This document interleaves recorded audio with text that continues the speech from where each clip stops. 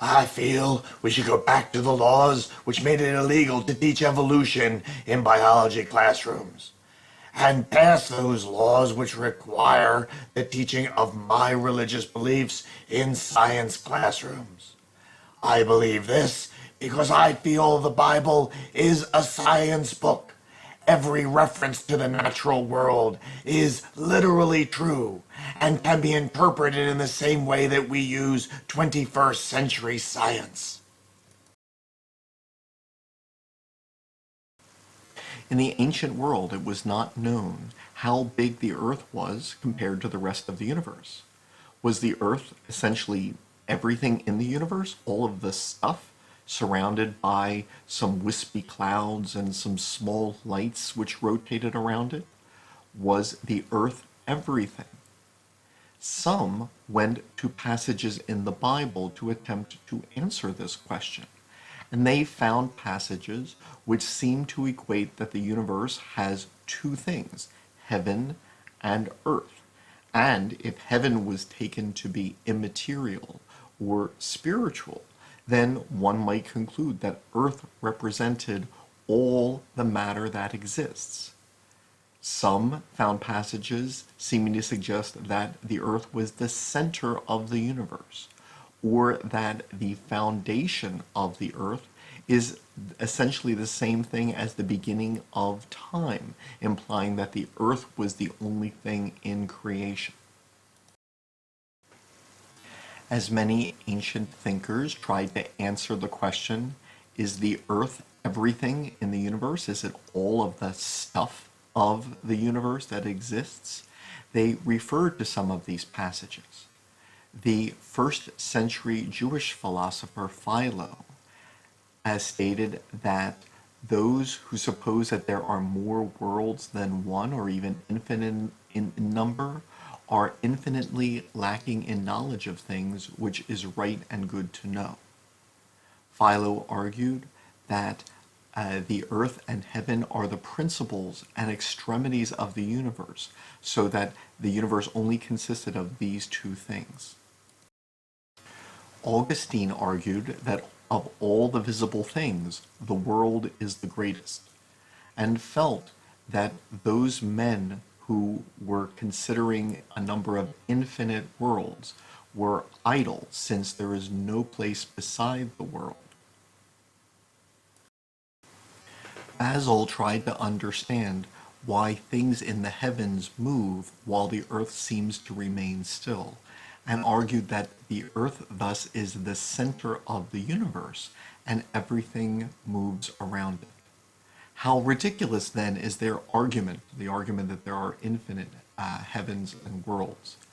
The world has no circumference, for if it had a center and a circumference, there would be some space and something beyond the world, suppositions which are wholly lacking in truth. The abbot Elfric held that the earth stood fixed in the middle of the universe. In answering the question whether there was only one world, Thomas Aquinas concluded that the world is composed of the whole of its matter, for it is not possible for there to be another earth than this one, since every earth would naturally be carried to this central one wherever it was. He later suggests, however, that perhaps the authors of the Bible could not easily convey the ideas of the informity of heaven and earth to the listeners who were rather ignorant in his term. Martin Luther argued that the earth was the center of creation, and that heaven and the spheres which contain the stars and planets thus were centered on this and supported by the earth. These ideas and this use of biblical passages persisted into recent centuries, as evidenced by the Zetetic Society of the 1800s, which was the precursor for the Flat Earth Society, which would persist into the 21st century, even in the United States. Samuel Rowbotham used the pen name Parallax in writing the book Earth, Not a Globe, in which he claimed that the earth is the only material world created. Whoever holds contrary conclusion is victim of an arrogant and false astronomy. That the only known material world was the earth, and those who said otherwise were absolutely false and rendered helpless. Some ancient thinkers had come to conclusions which were much closer to the understanding that modern astronomy would provide us.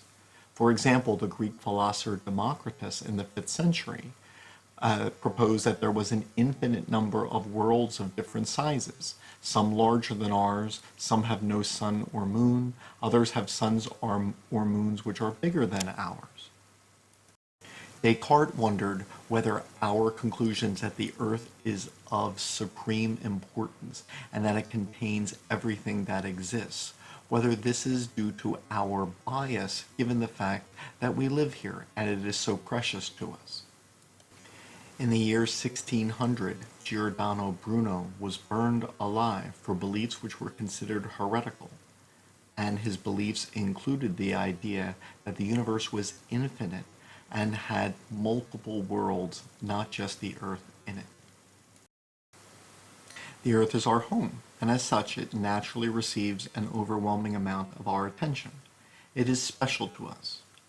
But objectively, with the understanding of science, it is not as special as many of the ancients believed. It is not the center of the universe. The other items in the universe, the sun, the planet, the stars, they do not revolve around it. As thinkers in the ancient world tried to answer the question, is the earth everything?